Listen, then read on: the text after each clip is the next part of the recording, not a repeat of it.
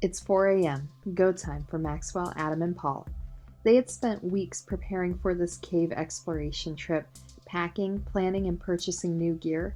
In the dark hours of the morning, they did their final checks on the weather and supplies before starting the 2-hour drive to the cave site. This particular cave didn't have a lot of information posted about it. It hadn't been explored in years, since 1994. It's never been closed down, but it seemed like people stopped going there. Exploring a relatively untouched cave was a rare opportunity, so they bought a new camera to document the cave for their blog. They usually only went into a cave for a few hours, but they wanted to try something new. Maxwell thought it would be fun to stay overnight this time. The other two agreed and went with the plan.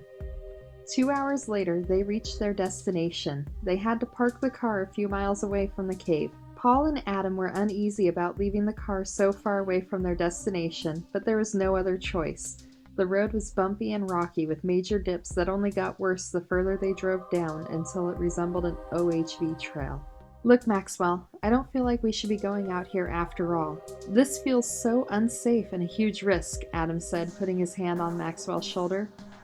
Well, we already posted on the caving blog that we would be doing this. We got more hits on that post than any of our other posts, and we bought a camera just for this trip. This will be a huge hit, trust me, Maxwell said, reassuring them both. The men got out of the car and looked around the area. It was a little after 6:30 a.m. with time to spare before they planned to enter the cave, giving them a chance to explore the surrounding area. Maxwell and Adam were talking and pointing at the trail that led up to the cave. Paul started walking back to the car to update their blog post when something in the corner of his eye caught his attention, and he heard a rustling in the bushes coming from the direction of Maxwell and Adam. He turned to see what it was. The rustling in the bushes increased and caught Maxwell and Adam's attention as well. They started to back up and run towards the car, screaming for Paul to start the car.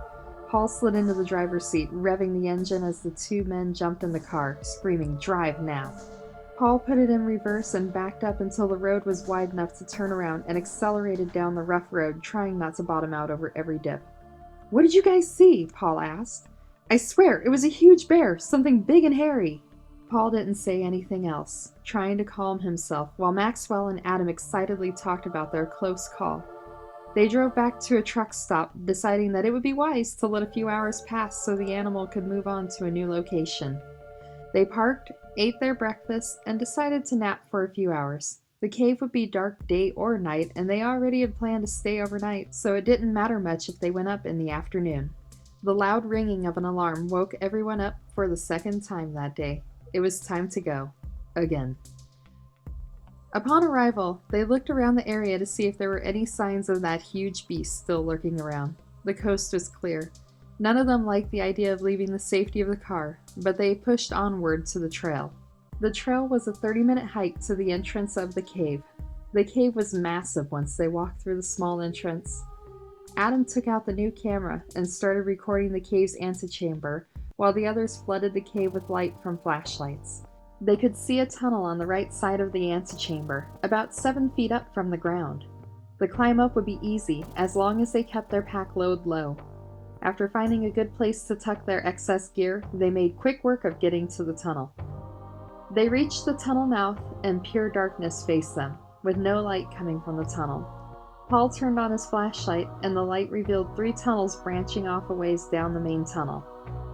They slowly made their way down the tunnel, recording video of the cave as they went along, stopping to record any points of interest. They stopped where the 3 tunnels branched off, trying to decide which tunnel to explore first. Wait, don't make a sound. You hear that above? Is it rain? Oh God, I think it is rain. Paul, check your phone.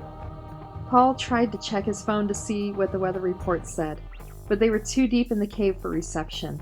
The rumbling sound seemed to get louder and louder, coming towards them from one of the tunnels. "Paul, Adam, we need to get out now," Maxwell yelled. Instead of turning around, Adam took a step towards the tunnel that the noise was coming from. "Adam, stop! Let's go!" Maxwell yelled. Adam stopped in his tracks.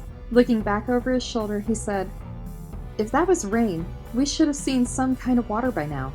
That rumbling is close." They all stepped towards the tunnel.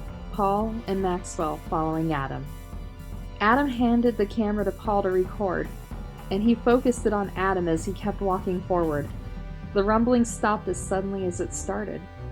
The next moment was a blur of terror for the men. A large human-like hand reached forward out of the darkness and raked its nails across Adam's arm as a massive man covered with hair leapt into view with a thump. They turned and ran as fast as they could. They jumped off from the tunnel mouth into the huge antechamber. Paul felt a pop in his ankle when he landed, but adrenaline kept him running through the pain until they were out of the cave and down the trail. They kept a fast pace all the way back to the car, Paul being supported between Maxwell and Adam. Tears of relief streamed down their faces as they reached the car and drove back to the highway as fast as the bumps would allow their car to go. By the time they were near home, Paul's ankle resembled a purple grapefruit, and Adam's wound had turned an angry red and oozed a greenish-yellow discharge. Maxwell drove them to the emergency room, and Paul's ankle was set with a cast, and Adam's wound was cleaned and antibiotics were given. The doctors were surprised at how fast the wound had festered, but it responded well to the medication. Once they were well rested back at home, they went through their footage and posted it online. The video quickly spread, but they refused to go back to get more footage, even when people claimed that their refusal was proof it was a hoax. They never openly called it a Bigfoot, but a research group contacted them and went to the site, offering to bring back their gear they had left in the cave. That never happened, though. The researchers said that there were many trees down across the trail, and several man-sized boulders blocked the entrance to the cave. Whatever it was that chased them out of that cave clearly wanted to be left alone. Thanks for listening, everybody. Make sure to subscribe and follow us here on this channel, and we'll see you next time. Thanks for listening to Squatchable's Campfire Stories.